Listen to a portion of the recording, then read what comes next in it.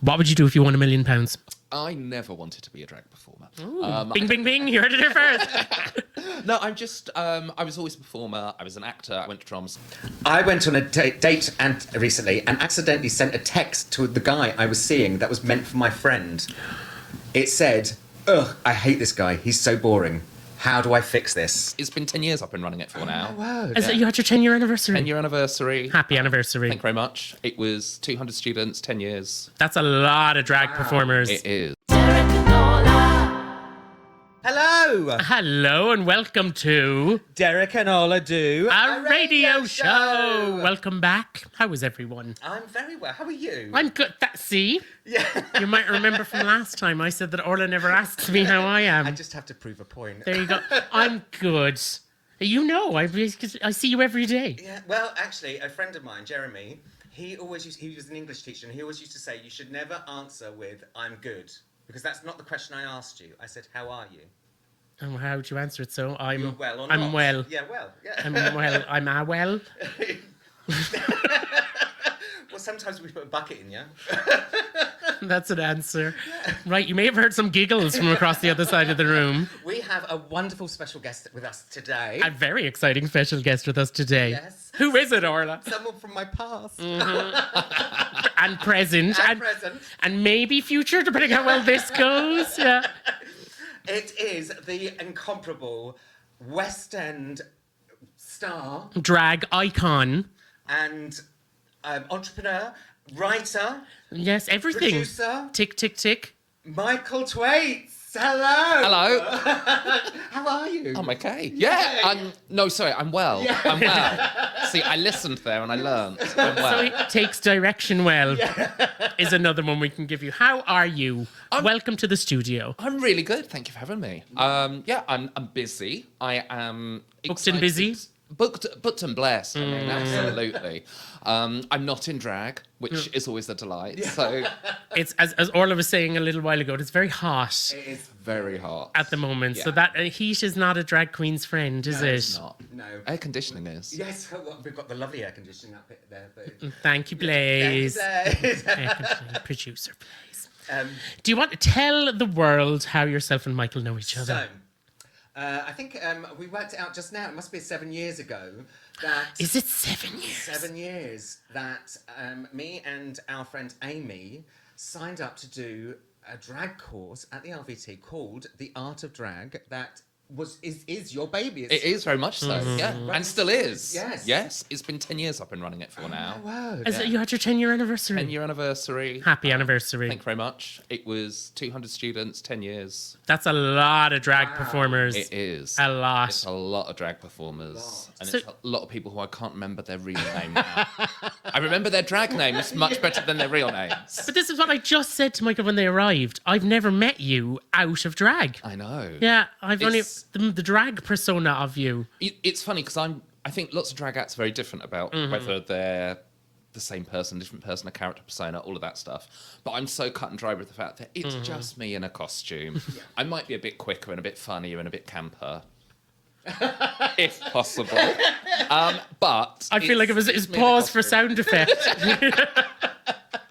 Well, I'm never butch, but in the costume, it's just a release, isn't it? But I'm not someone who's backstage kind of dropping into character and thinking, oh, where has this character been since last time I was them? It's just like, no, if I had a shit journey into work on the train, then I will comment on that journey because it's in my life and it's in my preview. I'm not someone who has a kind of, oh, I am or I aren't that person, which is why I can do interviews like this. And if you're listening, you'll be like, oh, it's Michael Twaits. And then you see a picture and be like, why is there no wig?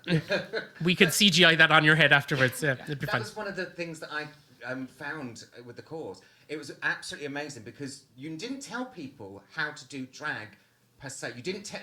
In saying that, you didn't tell them who their character was. You taught them how to put together a set and Yes. how to investigate who their drag character was. Absolutely. And I think that's the reason the course came about was that I felt, especially with Drag Race coming along a few years before the course, everything was becoming more and more about a visual aesthetic of drag, which is important and we love it, but very little is about what you're going to do as a performer. And always came to drag as a performer. I know there's a history of drag outside of performance, and I know there's modern ways of doing drag outside of performance. But for the majority of us, it is about the performance. But 99% of the work and emphasis is being put on what you look like. And then you get on stage and you're like, oh, okay, I'll just mince around to a bit of Cher and hope for the best. And I wanted to do the opposite. I was like, come along, look at absolute mess your first time. It doesn't matter.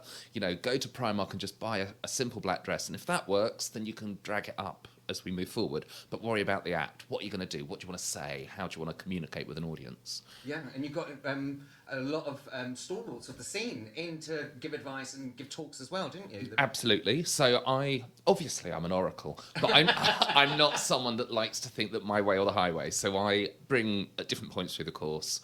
We have someone comes in and does character comedy. So I think when you were doing it, it would have been Gareth who plays Myra Dubois. That's right, yes. But I also use Ada Camp, who is... oh, I love them. I know, she's so just funny. amazing. Yeah. She's hilarious, and in a way, it's more of a character. It's almost more of a character study than Myra is. But I also think it's really useful having Ada because it reinforces my idea that the course is called The Art of Drag, not How to Be a Drag Act. Because I think Ada uses all of the skills of drag and all the art of drag. I don't think they identify as a drag act, but the skill set and the box of tools that she's using are absolutely all drag. There's costuming, there's character, there's persona, there's comedy, there's interaction, live improvisation, working with an audience. It's all there. And that's what I want the course to be about. I don't like the idea that there's a rule book of you are now officially a drag queen. Tick. Yeah. Here's your diploma. You're not wearing enough lashes. You're not a drag queen. You know, it's... But especially in London, like, because the drag scene here is incredibly diverse. Yes. Like, so there can be people, as you say, they're all about the look. There's other people who are all about the act. There's other people who are just dancers, well, not just, but who are dancers. Certain people who are singers. Some people are stand-up comedians. All of these, and they all have a place in your course. Yeah. Absolutely. I mean, throughout the whole time I've done the course, actually, me, the drag queen, formerly Meth, formerly Mr. Mistress, me, the drag queen, always comes in and does the lip sync section and is... Because I feel me and me both have very similar... That's not confusing at all. It's... and then you get people around the table discussing their pronouns. I'm like, me. But me and I both started around the same time and came onto the scene, but in such different ways, such different backgrounds, such different journeys. And I think it's really useful for people on the course to see two very different styles of performer, two very different approaches to drag, but still preaching an awful lot of the same ethics of what you need to do and doing your homework, doing your rehearsal, being prepared, and not just winging it. But so you just mentioned it there, like sort of about when you started drag. So cast your mind back to 2 years ago when you started drag. Like just a few weeks ago. Just a few weeks ago. When you looked like the exact same. What attracted you to wanting to be a drag performer in the first place? I never wanted to be a drag performer. Bing, bing, bing. You heard it here first. No, I'm just... I was always a performer. I was an actor. I went to drama school and I'd written a play as my master's dissertation, which sounds really wanky.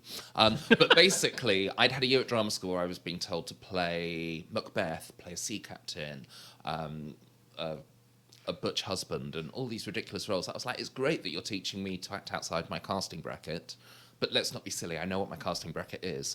I'm going to be crying gay son on Casualty. I'm going to be beaten up gay boyfriend on Holby City. You know, or someone's GBF. Yeah, exactly. Yeah. Excited gay camp best friend. All of that sort of stuff. And I'm happy with that. There's enough roles out there. There's enough variety of it. But my drama school at the time, I felt really focused on this idea that you have to be able to play everything and that playing what is closest to yourself isn't actually that useful for your education. When actually I think it's where all my work has come from and where I've kept making work and finding audiences. So when I got to the end of the course and I was writing my master's dissertation, you had to perform it. So I felt, well, you think playing gay is just one thing or being queer is just one thing. So I played a spectrum of, I think, 14 different versions of myself, each one being slightly heightened. So the camp me became a drag queen, the political-minded me became an activist, the sort of scientific-y interested in where nature, nurture and gender stuff became a scientist, doing a lecture on the Freud sort of id, ego and sort of stuff like that. That sounds amazing. It was absolutely fantastic. It was brilliant. I mean, it really was. And the drum school responded well to it, and they helped me put it on again because it was the first time they'd had their dissertation where someone had something that worked but was also commercial. You know, they were like, this is a show that would have an audience. So at that point, they helped me reframe it, and I bought like Oval House Theatre came to see it, Soho Theatre, Battersea Arts Centre, the Drill Hall, which is no longer there, but all of those sorts of venues that were programming that sort of work. And I went in the end to Oval House with the show, but I built up relationships with all of those venues as a response to it. But then when I was at Oval House doing the show, it was called Confessions of a Dance Hall. I love it. Well, you know, as I said, camp. Well, it was around Madonna's Confessions era, but also, I don't know if you remember well, who doesn't? And also, the show was about reinvention, Madonna. Oh, yeah. But also, there's that, I don't know if you remember the Franz Ferdinand song, Michael. Yes. There's a lyric in it, Michael, you're dancing like a beautiful dance whore. And for some reason, that's just a little phrase that stuck with me. It just spoke to you. So I was like, dance Right. floor, dance floor, right, Yeah. bringing those two together. So that's what the show was. And when I was at Oval House doing it, which was, again, Oval House, another venue we've lost. I was going to say it's gone. It's a shame. It's moved down to Brixton. It's now called Brixton House. Yeah. And it's a beautiful new theatre. I mean, when I was there 16, 17 years ago, they were talking, you know, blueprints were drawn for this thing in Brixton. So And it's only 2 years ago that it finally happened. happened. But it's an amazing art space rather than it is a theatre, but it's more rehearsal studios and podcast studios. You know, it's got everything. It's really high end. It's brilliant. But when I was at Oval House, they said, you're just out of drum school. You don't have a following. We'll give you some lovely posters, but why don't you go on the cabaret scene and promote the show a bit using the drag act? Because that's an obvious mix. And that's when I first ever performed at the Vauxhall Tavern, because it was just down the road. And then I think I did a 3-week run at first of the show. And then the show finished, and the Vauxhall Tavern tried to book me for something. And I was like, oh, thanks, but I've not got a show to promote. And they were like, What? we'll pay you. Yeah. And I was like, oh, well, I've got a drag costume. Yeah, I can do that then. That's fine. I was in a call centre, and I was kind of like, well, I can either go to the call centre and carry on working for 40 quid a week or whatever. Or be fabulous on stage? Or be fabulous on stage. So I did that, and then Confessions came back a few times for me. So I did it at Oval House 3 times in total. And the second time it was a 7-week run where they build it more as a late night cabaret. And it really worked. And then I toured it a little, and then I did it at Trafalgar Studios. But that was kind of lovely. a 4-year sort of plan of going from drama school to getting to the smaller space in a West End venue. Yeah, but West End and Trafalgar Studios is a lovely space. Yeah, it was amazing. It was you know, it was a real achievement. But during that 4 years, I was developing other theatre shows, and I'd realised that the kind of drag live performance cabaret theatre fusion was where I was comfortable. So they all had a similar feel to them, but more and more I was getting more legit work as a cabaret artist and a host.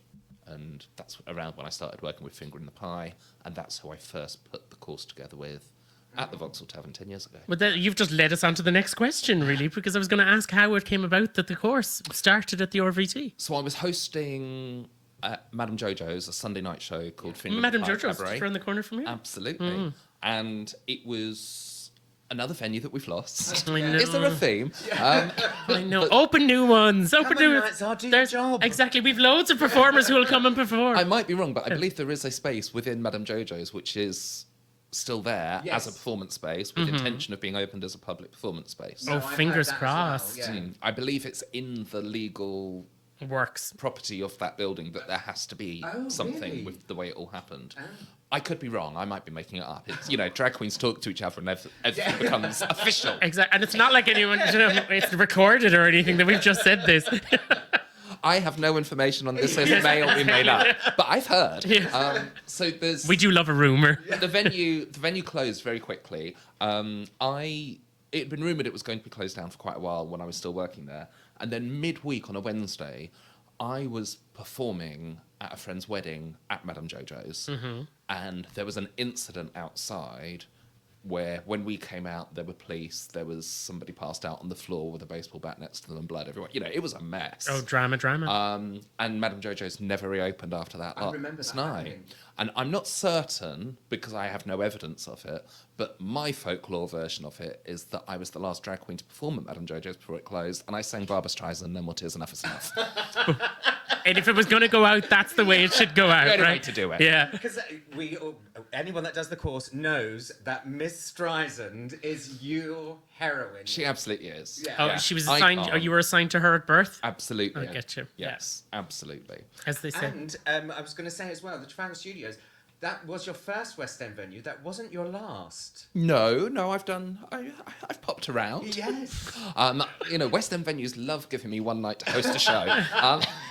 No, so when as well as running the course, I worked for Pride in London for 10 years and I organised their competition, Pride's Got Talent, and then I hosted at Trafalgar Square and did a lot of programming for them. And when I was there, we would do Pride's Got Talent in all the scene bars, but we tried to help elevate acts who were newer to the scene to having bigger venues, and we would do heats all around the place, and it would slowly get bigger and bigger. And then for the final, one year we did the Apollo on Shaftesbury Avenue, another year we did the Adelphi, we did Her Majesty's Theatre before it changed its pronouns, and then we did the Gillian Lynn Theatre. So we've been, to some pretty glitzy venues. Done the rounds. Yeah. You asked everyone that was on my course to come and sing with you, didn't you? Yes, I At the did. Apollo. Absolutely. And then over the water at Underbelly. Yes. Yeah. That was fantastic. Yes, I think I remember. I went to the Apollo one. You did, I yes. remember seeing that. So One. Well done. people, go on the course. You might end up in a West End theatre. You never know. But how do you feel now? Because you mentioned it a little bit a while ago about Drag Race, right? And obviously, it's pretty obvious to anyone that the drag scene has been completely changed by Drag Race.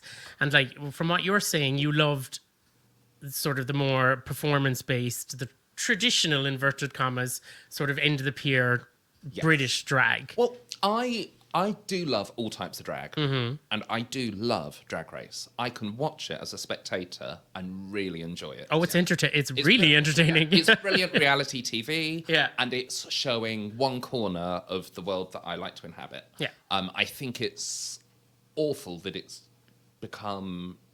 I don't think it's their fault, but it has become a monopoly of this is how to represent drag on TV. It's now expected, isn't it? It's the only... But I've had two...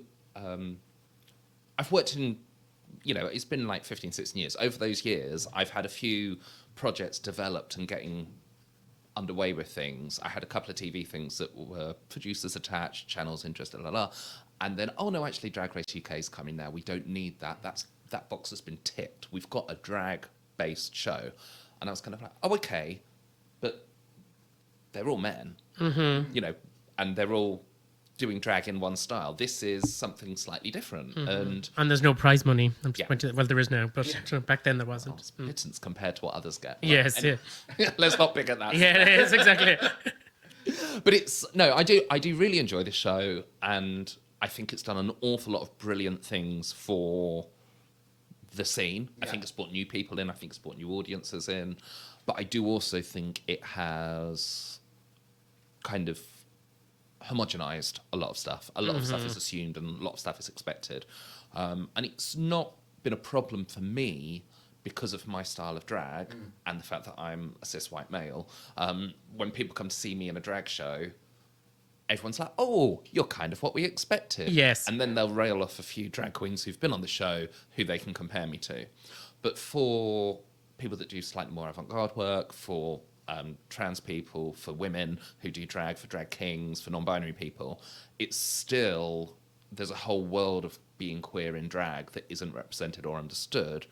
And it's created a larger hierarchy, I feel, between kings, queens, and things. Which is odd because, as you go to any of the venues around the country here, there is an array of different talent performing. There are, as you say, there's a huge amount of drag kings performing, drag things, non-binary acts, all of these kind of things. So I find it odd that they haven't sort of opened up to that yet. Yes, I think because there's so much of it there. The scene at the moment is very accepting of different types of drag. It's just the audiences getting them to... Yes, I think so. I think when Drag Race first came out, it was the cutting edge, and the drag scene responded to it. And I feel the drag scene has kept responding, and Drag Race has kind of plateaued without altering Yes. its ethos. I do think it's become more open to trans bodies if they'll compete by certain rules, and it's become more open to. I know Victoria Scone was on at least 6 episodes in total. And, you know, And went to Canada. oh, I mean, in Canada. She only did one in the UK.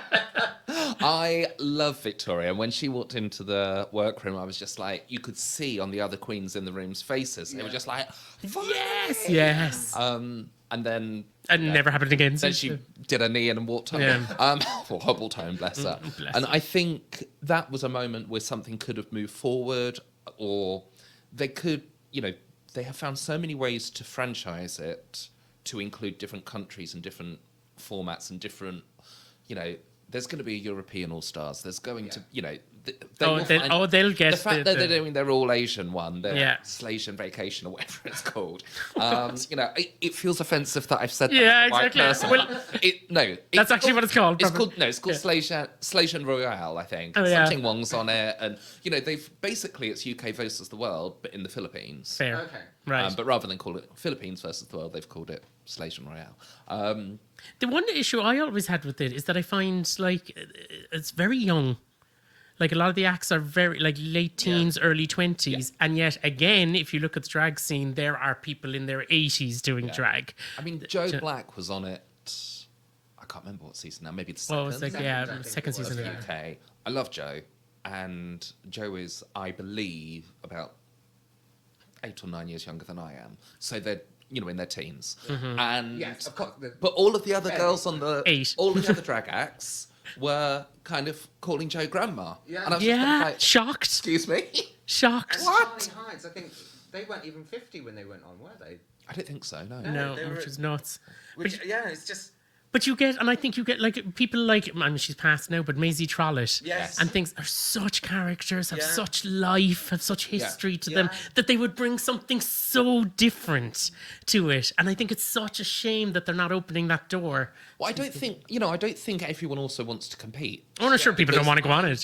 You know, I'm a big believer in finding ways that cabaret should be represented on television without being in a competition format. You know, there have been too many years of Britain's Got Talent where just brilliant acts have been on it, but they're either going on to it and then coming back to the career they previously had, or they're having 3 weeks at Butlins Hindhead and then they're going back to their career. You know, there's nowhere for people to go. If you win the X Factor, you can at least put your music out and do the things that you wished to do in the first place. You used to be guaranteed a number 1 as well. So Yeah, you earn absolutely. money. But even if you did 3rd or 4th, you could still go away and release your albums Yeah. and have a bit of a following, and it gives your career a kickstart. Whereas we, as the drag community anyway, if you've been on Drag Race, the only shows that let you go on it are when you go on as a celebrity rather than as a performer. Yes. You know, it's not that You're on Big Danny Brother, Beard, you're on, Danny yeah. Beard and his band aren't appearing as a guest on a musical show. Yeah. He's going on to Celebrity Big Brother. And I love Danny. I think Danny's brilliant. And I think it's an absolute waste of that talent that they won that show and now all they're allowed to do is to go on I'm a Celebrity or Celebrity Big Brother. Or, Celebrity coach trip. Celebrity Next up. Master Yeah, Chef. there you go. You know, Yeah. it's where is the platform of that sort of live entertainment Yeah. on TV? Yeah. Right, let's move on for now. So we've talked about the course. Now, the culmination of the course has all been put down on paper, hasn't it? It has. And- And I happen to just have a copy with me. Oh, What? Plug the item. Oh, no, no, not that one. That's my copy. We could This do it is again. your copy. Oh my word! I have to label this as a stage prop because of the fact obviously, a book costs money. Yes. And there's a chapter all about saving money. So I need to make sure that I don't... Yeah, go for it. Oh my God, it looks very fancy. Oh, there's a wire there. So go on, tell us the story about the book. Where did So- it come from? What inspired it? To be... Okay.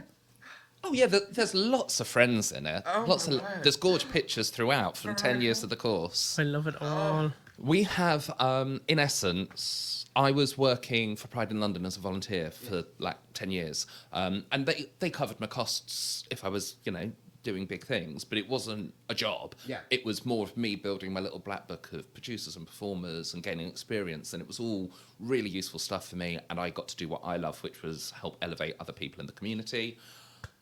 Then I left 18 months ago, and lots of people were like, what are you going to do with your time? And then around that time, somebody who had come to one of the art drag showcases at the RVT had said, oh, you should write a book. I've got a publisher friend who'd be interested. Let me introduce you.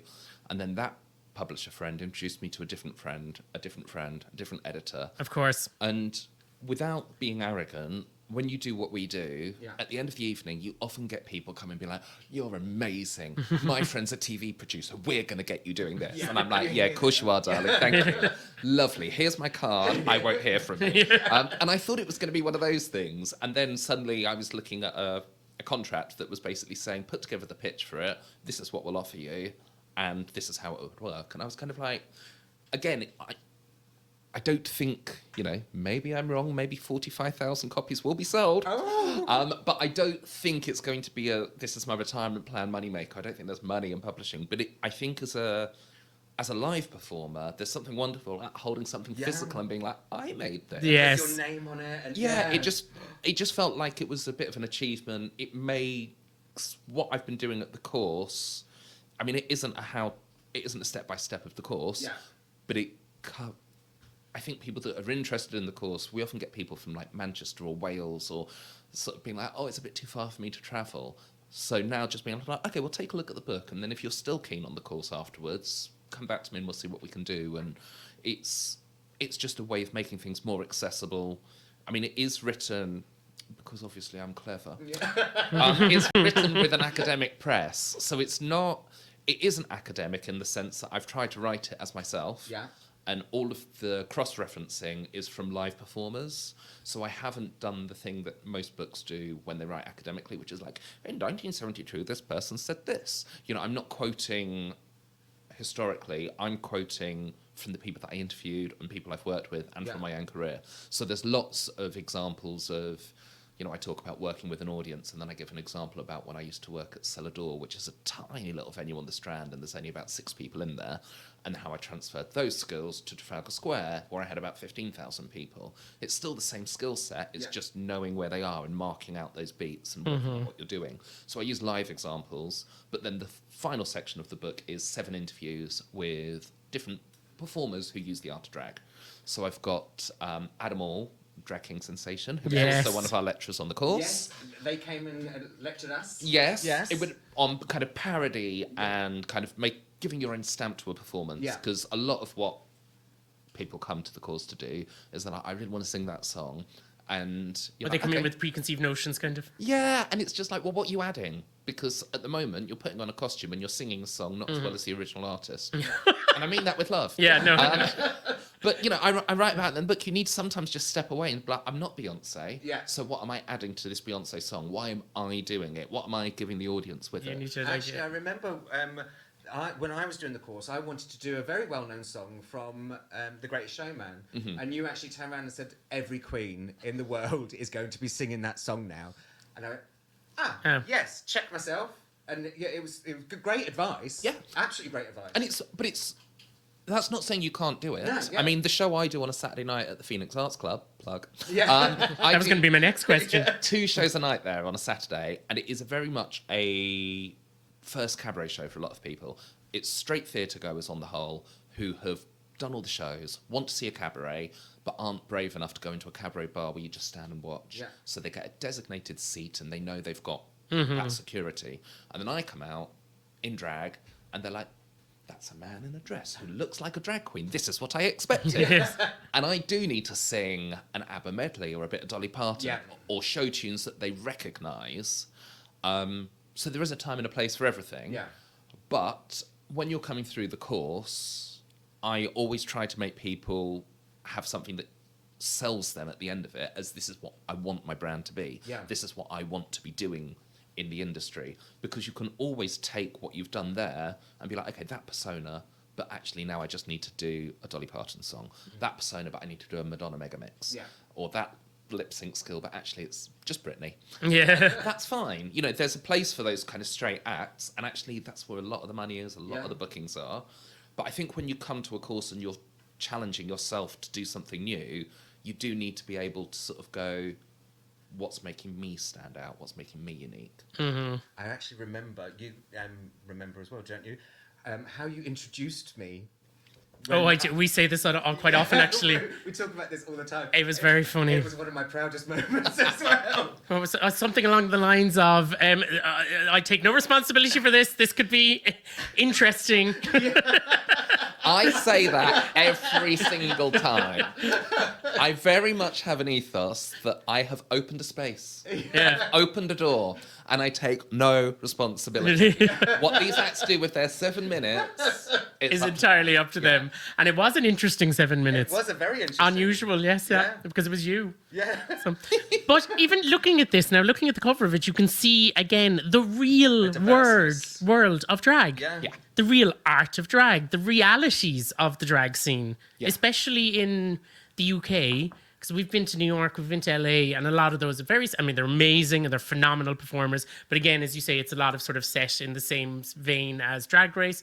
Whereas again, I feel like here there's a grungier side to it. There's a kind of a punkier side to it. And you know, the publisher, who I love, wanted me to choose one photo for the cover. Oh no! And there were there's a few photos of me that were like, oh, that'd be great, that'd be lovely. And I'm like, it would, but I'm a white cis man in a dress.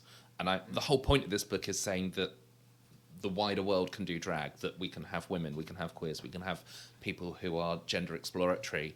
We don't need to have a book just for a queen or just for a king, that actually the art of drag is about using the skill set for everyone. Mm-hmm. So I wanted to be keen, I was really keen to have as many different people represented as possible.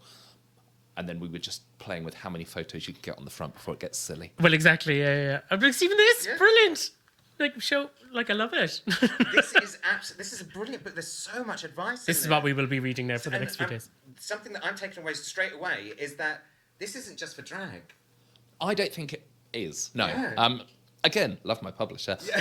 They're already like, we've done the art of drag, art of cabaret, art of burlesque. Exactly. Where can we take it to next? And the first section of the book especially, the book's in 4 sections, and the first section is very much about the realities of being a drag act, what you can do, almost anything, and the business of it, the idea of networking, getting to know the venues, getting to know how to approach people, how to get more work, how to know how much to charge, to politely review what am I getting out of this. Not in a ego way, not in a it has to be about money, but you always need to be thinking, is it fulfilling me artistically? Mm-hmm. Is it fulfilling me? Is it just going to be fun? It's okay to do stuff that's just for fun, or is it going to move my career forward?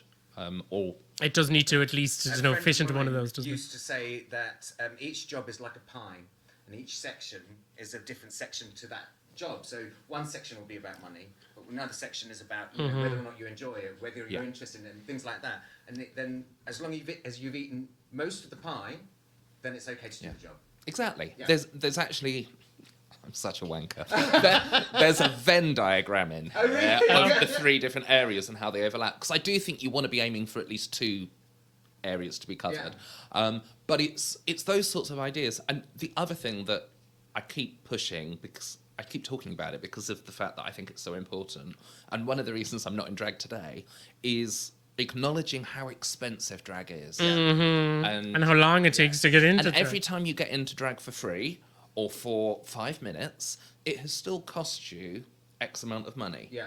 And okay, you already had the wig, but that wig has, let's say, 20 wears in it before you need to refresh it. Or that costume has so many wears in it before it starts looking dated because you've had it on your social media so many times. Yeah. And so it's factoring all of that sort of stuff in, because the business of drag, and I think the reason most people fall out of doing it is because they just can't afford to do it before things get going. Yeah. And it's great when you can look at your invoices and be like, I'm invoicing for £230 tonight. Yes. Great. Okay. But you also spent 120 getting ready. Yeah. Then how much money did you spend getting there? Yeah. And now let's work it out in how much you were paid per hour. Mm-hmm. Because we want you to have a career, we want you to move forward and have longevity. And actually, if that evening where you got paid £230, by the time you've paid your tax, if it's only £12.50 you've got in your pocket, so, you know, it even goes into taxes. Oh my Loosely. God.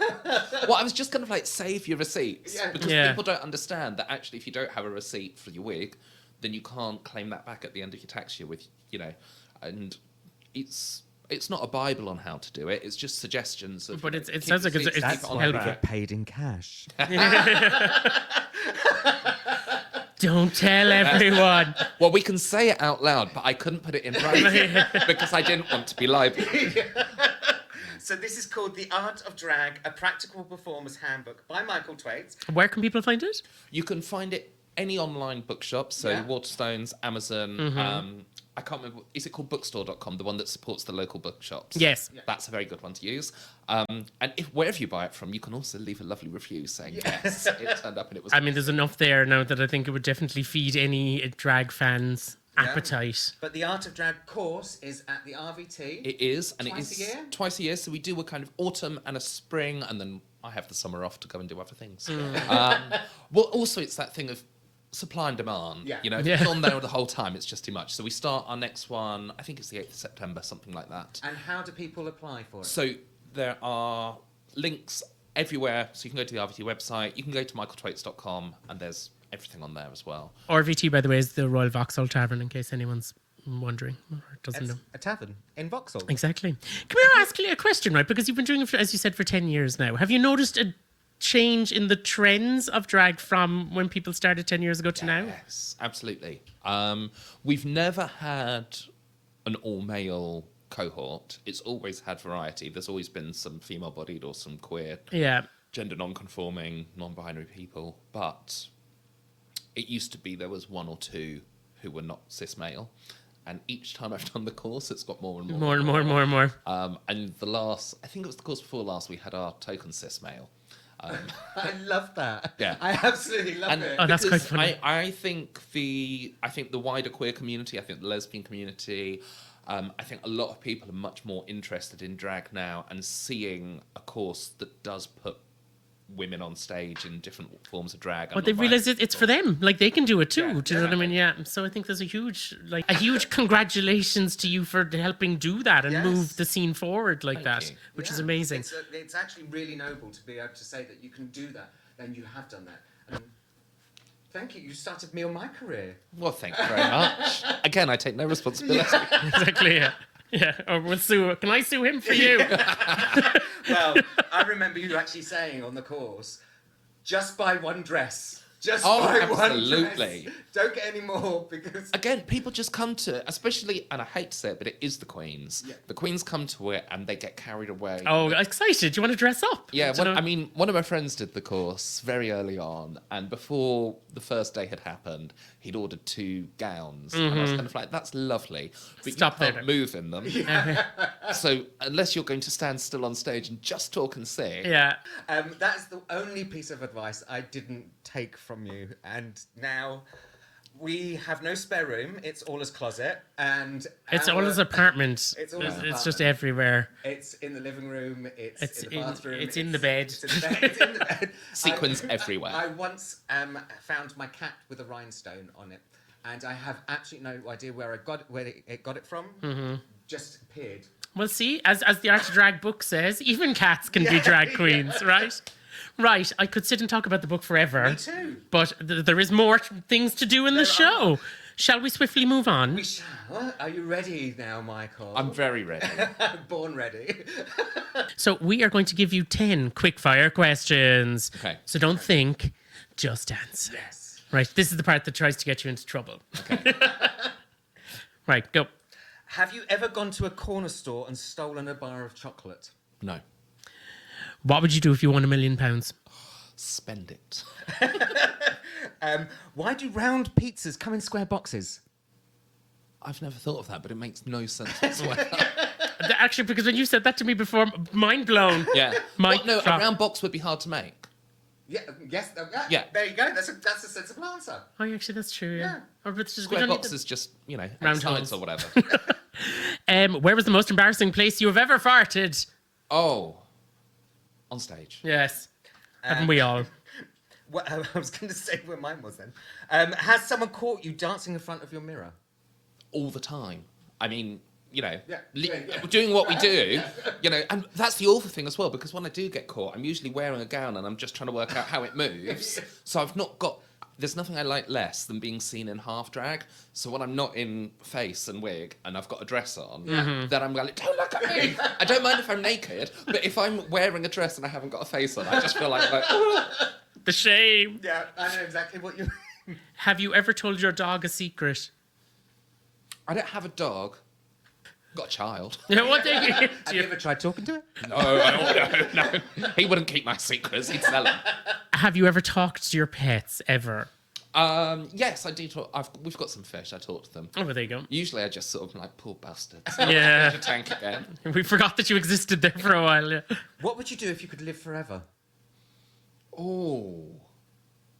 Travel the world. Just see everything. Oh, I think that's a good one, actually. I'll go with you. What would you call a male ladybug? Him. Part of me was really hoping that you'd just go fierce.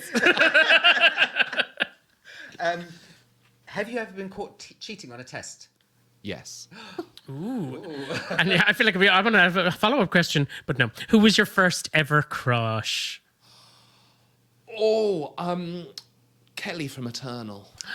Oh, Yeah. I used to love Eternal, and then they sort of And then turned on us. Two of them became racist transphobes. Yeah. Anyway, again, I have no evidence on that. Yeah. Well, other than, it was sort of publicised at the time. I used to love them because they were the first album I ever bought. Yeah, it was Eternal. that sort of era, wasn't it? I mean, Yeah. I think it was the second for me. I think I bought the Pet Shop Boys Go West first, and my parents knew exactly what was that. I'm not going to tell you what my first album was because everyone will know how old I am then. Oh, no. Well, actually, my first ever proper album. Swan. Oh. I don't know who that is. No, that's because they're so old. All right. I bought the first album I ever actually bought. I was about 6, and it was Smurfs Christmas album. Oh my god! Lovely. Oh, I love it. But then the proper music album was Eternal. Was my first one. But that was 10 quick-fire questions with Michael Twaits. I don't even know if it was 10 or 12. We should know. We sort of got a lot. We'll just keep going. Can't count. No. Drag queens. It's fine. Maths is don't hard do for maths. people, right? Right, now, next segment of today's show. Yes, is Derek versus Orla versus Michael. Now, So we've got a little Derek versus Orla. game to play. so Okay. currently, Orla is in the lead I think with I've got Derek about versus 8.5 Orla. points, and he's got 6. Yeah. I don't know how I ended up so far behind. And I think, Guess I think the guests are the same as me. either that or one point. I'm definitely losing Yes. anyway. Right, and we had this a couple of weeks ago, and we decided that because you were here, we had to bring it back on. Okay. Because we feel you would love it. It is Top Trumps with 55 British hunks. Oh my god. Yeah. Right? Now, There is a caveat to this in that they're not all British. they're not all British because they had some Irish people in it, and I've written a strongly worded letter. They're not all hunks either. Oh, they most certainly are not all hunks. Do you know how to play Top Trumps? I have a 7-year-old. So that answer is yes. Right, are we ready? Okay, I'm just going to say I have got 3 people who are not hunks. Oh, Yeah. I have one who would probably be considered a hunk, and 2 I'd say might be guilty pleasures. I'm not going to comment because they might be listening. And yes, if you are, please do come on the show. Right, shall I start? You start. Sex appeal 8. 6. 6. Oh, So So who was yours? mine was Richard Iod. And So we had he's a hunk. Yes, of I'd give him a hunk. Alexandra Armstrong and Richard Osmond. Oh, the actual pointless pairing. Well done. Richard Osmond, Osmond, I'd say not would be I'd say both of them. Oh, he's Alexander Armstrong's handsome. Sorry. I mean, I'd say he's handsome. I wouldn't say he's a hunk, but he's definitely handsome. Right? Does that mean I go again? I think I probably would kick him out of bed for eating biscuits. Right. Yes, go for it. Ooh, No, it's my turn, isn't it? Oh, yes, it is. It's my Yeah. turn. I'm going to do Fame 9. 2. 4. Mine was Ainsley Harriott. Mine was Martin Freeman. Oh, I've got Les Dennis. That well-known hunk. It's terrifying. Right, your turn. Right, I think You only have one choice. You only have one one choice. sad little One card. second. Let's see. We'll do 2 more. So we each have 2 more. So we can go back to 3. Right. Oh God. I will go with charisma. Okay. Oh, what number? 5. I don't agree with the charisma 1. 3. Who has 1 charisma? Adrian Charles. Yeah. Oh, mine I'll was accept. Alan Titchmarsh. Oh, okay. I don't believe that he's only I've a got 3. Noel Edmonds. Oh, he's got charisma. Again, hunks. I'll give you that. So I've He's won in Australia 3. now, isn't he, making wine? Yeah, I want to say he's just done a documentary on Channel 5 as well. Just kind of, where it all went wrong with Noel Edmonds. We actually have probably. Yeah. If you want to come on the show, Noel, you contact us. Right, are you ready? Yeah. This is quite high, actually. Sex appeal 9. Who is it? Oh, I'm allowed to say Yeah. now. Professor Brian Cox. Okay. At least you could have a conversation with him as well. Well, I'm just sex appeal 3 because I've got lesbianness now. So, God. there you go. Well, I'm afraid I win with sex appeal of 10. Oh my God, who has a sex appeal of 10? Well, it's controversial. It's Philip Schofield. I feel like we should just remove that one from the We pack. should probably just let's stop the game. I think Brian Cox is more sex appeal than Philip Schofield. Okay. So, Oh, wait, so who's your go? no, it's my go. Is it? Yeah. How have I only ended up with 1 again? I've got Ainsley Harriott with likability 9. Oh, likability 8. I've got Alan Carr, likability 4, which I don't That's think it would not true. That's Yeah. not true. I think we should change his to a 10. Yeah, I mean, sex appeal, maybe not. But Specs appeal, maybe. Yes. Bum, bum, bum. No, I think we should give that to you. I 'cause think likability is 10 for Alan Carr. Right, so Okay. count our tokens. Okay, I've got 3. I have a strong feeling that this week's Derek versus Orla winner is Michael Twaits. Yeah. Thanks to Philip Schofield, I have 9. Still giving. No, actually, I'm glad I didn't. I'm very glad I didn't finish that sentence. Yeah, so am I. Right. And who knows? Maybe we'll bring back our hunks top trumps for another guest. I think we need to go through and Sharpie them a few. I There's a agree. few that need improvement. I genuinely feel sort of slightly disgusted by that Alan Carr one. Paul Hollywood right there. My sister had a calendar.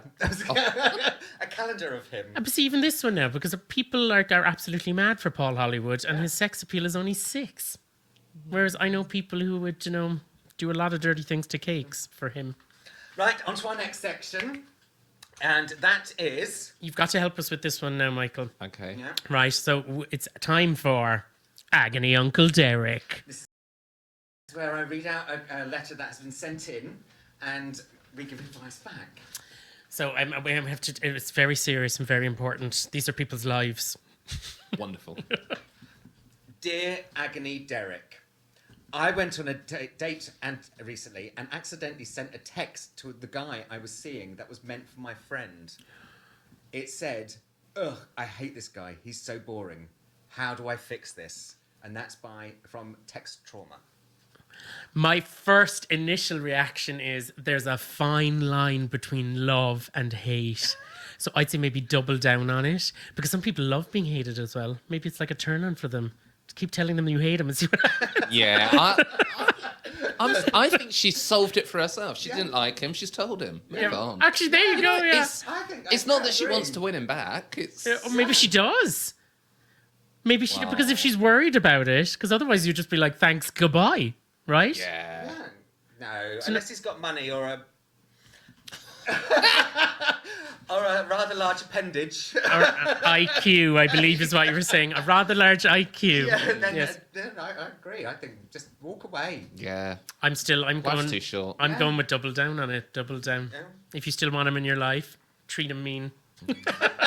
I did do that once to someone, not when they were in the room, but I was just pissed off with someone I was dating, and I text one of my best friends about it. Oh no. But I text him, and then What was the reaction? it was like, "Oh, okay, yeah, I was feeling the same. Right, see ya." And I was just like, "Oh, okay." Well, Oh, that's so that there was a result. real get out of jail free card. Yeah, I think sometimes we as people just overanalyze what may or may not happen, and actually just saying it. Just life is too short. If someone's pissing you off, let them know. Yeah. Get it off If your someone's chest. boring, it helps them to let them know. Yeah.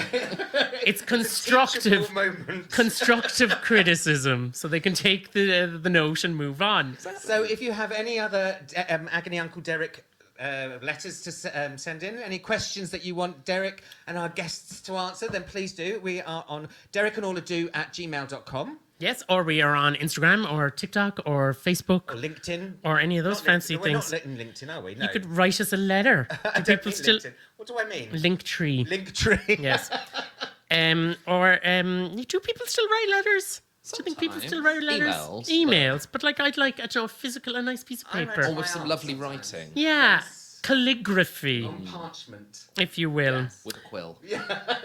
Well, you've been shopping recently, haven't you? You mentioned earlier on yes. before the show. Well, one of my friends is a publicist and was very excited about the fact that I've written a book and was like, we have to get you the right pen. It was all about the pen. So I have... Oh, do you actually have the pen here? Oh my God, are we able to meet the pen? So this is not even a fancy expensive pen. She's purple. But it's the right colour for the book. Oh, yes. Perfect. I want things to match. Yeah. But also, it's erasable. Oh, my God. So when you are in a corner of a bar and someone's just bought the book and they're like, my name's Sarah, you can be like, no, not your name. Okay. Completely wrong. Rather than ruining copy after copy after copy. Exactly. I think as you have it out, actually, you've got to sign our copy. Right. Yes, I'm loving it, right? I'm not going to lie. When we did the book launch, I had a friend, my publicist friend, I say my publicist friend because I want to make it very clear there's not enough budget floating around for me to have a publicist. But as he sold the books, he gave them a post-it note of what they wanted written down, so I had it all so that I wasn't going, so it's... What's your... It's... What is it? It is terrifying. So, Derek, how many R's and how many ICK? So there's DEREK. So years ago, I was doing a tour of it was a school show really when I first left drama school in Ireland, and one day we arrived at this school to perform our show, and afterwards, because obviously they think you're huge celebrities there for some reason because you're an actor and you're older and blah blah blah, they all came out looking for us to sign autographs for them, and it turned out that the bishop had just been to meet them and had given them all little pocket Bibles, so they were all coming up asking us to sign their Bibles. That's like Trump. So there are now hundreds of copies of these little pocket-sized Bibles with like Derek Murphy written on it. Wow. That's weird. Yes. Thank you so much. Welcome to Ireland.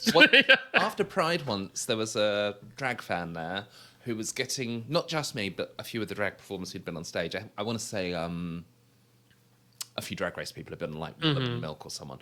And they were getting them to sign them, but their body was basically drag queen tattoos. Oh. So everyone was signing it, and then someone went and tattooed over it. So Oh that my they, God. Yeah, I mean, it's a choice. Yeah. So somewhere, my scribbly Michael Twaits is on someone's back. I mean, that's a commitment. Yeah, I think if you're going to do it, you need to go hard on that and just yeah. go whole hog, don't you? Yeah, it's a choice.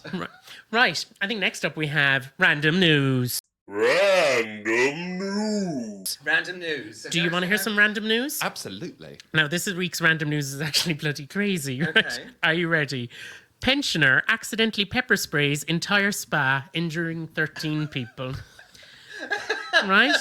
We've all been there. This has happened. Exactly. The 80-year-old is reportedly being investigated for negligent bodily harm. And it was an 80-year-old woman, and she's being investigated by the police after... Was it at Chariots? It was actually... Other spas are available. It was actually a spa in Germany. Oh. In Germany, and it was pepper spray. It was around 9:50 a.m. on a Wednesday, and the pensioner began rummaging through her handbag in the entrance of the thermal baths and accidentally set off their pepper spray. Oh my word. So it says that she accidentally activated the spray, releasing the toxic substance throughout the foyer. I bet it wasn't by accident. I bet it was. And do you think that, like, maybe she was asked to cover up or something, and she was like, right, I'm going to have my revenge. And went out and went, oopsie doodle drop. I'm 80. Oh. God. I think I'm going to do Better stuff fuck like that. bomb. I think when I'm 80, I'm going to do stuff like that. You can get away with that sort of stuff when you're Yeah, older, you right? hit people with your cane and things. It's just like, get out of my way! Well, you'd hope she wouldn't have a cane at a spa. Yeah, well, yeah. Oh, actually, I have a question for both of you, actually. Do you see yourselves still doing drag in your 80s? A Oh. long way off. Long way about off. 60 6 years. or 7 decades away. Yeah. I see myself doing as much drag as possible where you don't need to get into drag. Oh, You know, that's when I'll wheel out the audiobooks, I'm surely at that point. cabaret radio yeah, shows. there'll be some sort of AI that just like puts a cover on your face in public or something. Yeah, makes you Just all have to- look like Raven. Yeah, there you go. Done. Perfect deal. Raven, would you like to come on the show? See, I see myself when I'm 80 on my island, sipping a martini or margarita, you know, on the beach. Oh, lovely. Living your best life, reading Michael's book Yeah, reading Michael's book. for the 40th time. For the 40th. Yes. Yeah, Obviously. I actually was on holiday last week and was in a lovely hotel that had evening entertainment. And I was kind of watching the shows and I was just like, Did you get drunk and go, this is better? I didn't even need to be drunk. But I was watching the shows and I was just kind of like, it's also middle of the road, even in a nice hotel, even, you know, it doesn't matter where you go. But then I was thinking, I was like, actually, though, it must be a lovely lifestyle. Live in a nice little apartment, swim in the pool, have a lovely lunch. Go to and a then couple of songs. 9 o'clock, turn up at a hotel, a nice hotel, where they will look after you. Go and do an hour and a half show where basically you don't need to do much audience work because everyone's speaking a different language. So you just need to do a few songs, do a few dances or whatever it is you do, and then go home. You've painted quite a beautiful picture. I'm in. Sold. I mean, We'll- there were quite a few acts over the week, though, who clearly were Spanish and can't speak English, had learnt longs phonetically. Do you know what I mean? Where they're just kind of singing, and the words are almost right, but it's all a bit... I don't know if you remember, there was a viral clip years ago. I think you're literally about to say what I was just thinking. Go. I want to say it was the X Factor someone. Yeah. It was a girl saying, well, what song are you going to sing? It's Oh, like, the I'm one- singing Ken Lee. Oh, Ken Yeah. Lee. A wibby dibby doubt you. Ken Lee. And there was a lot of that action. And I was like, you know what? I could do better than this. But also, I could do a lot worse than living in Gran Canaria in a nice little apartment for retirement and just jobbing around a few hotels. Oh my god, but there's your retirement plan sorted. Not so much a retirement, but To go back to your news story, there was a spa downstairs as well. And do you carry pepper spray? If I had the headline would have been much better if I had have done it though, because this spa was like a series of rooms that you went in, each one with a different theme, and the first room was the womb room, and it was basically water beds, and you lie down and there's kind of, you know, that ultrasound kind of Oh, yeah. noise. But as you walk into the womb room, you do walk in through Oh my a god. kind of cushioned. I'm doing a slightly vagina-y. Exactly. For those who are just listening and not watching, we got a very lovely picture here. But what I loved about it was that this is, you know, in my mind, it was quite a high-end spa. If a drag act or a drag bar had done vagina doors for you to walk into the womb, we'd have been shut down within a minute. Oh my God, yes. But no, it's classy, it's classy. But can you imagine drag queen lets off pepper spray in womb room? Claims that it was traumatizing. I think I would be traumatized having to walk through that. And on that note, shall we move to our last segment of the show? I don't think I could top that. Exactly. Yeah. In fact, maybe that should just be the last segment of the show. But I've said that a lot of times. I don't think I could top that. This is Orla's joke of the week. Orla's joke of the week. Okay. Okay, so they're usually quite dad jokes. And sometimes we get two. yeah, I think we might Depending. have two today. No, we might have two. We're ready. We're ready. Are you No, ready? I Is don't the like question? those ones. I don't like those ones. You don't like right? Nice. Okay. Well then we'll. What building in New York City has the most stories? The library. Yes! Oh. Yeah. It's not so much a joke as it's like some sort of like riddle. Riddle. Yeah. Actually, no, I won't do that one. I replaced my rooster with a duck. Now I wake up at the quack of dawn.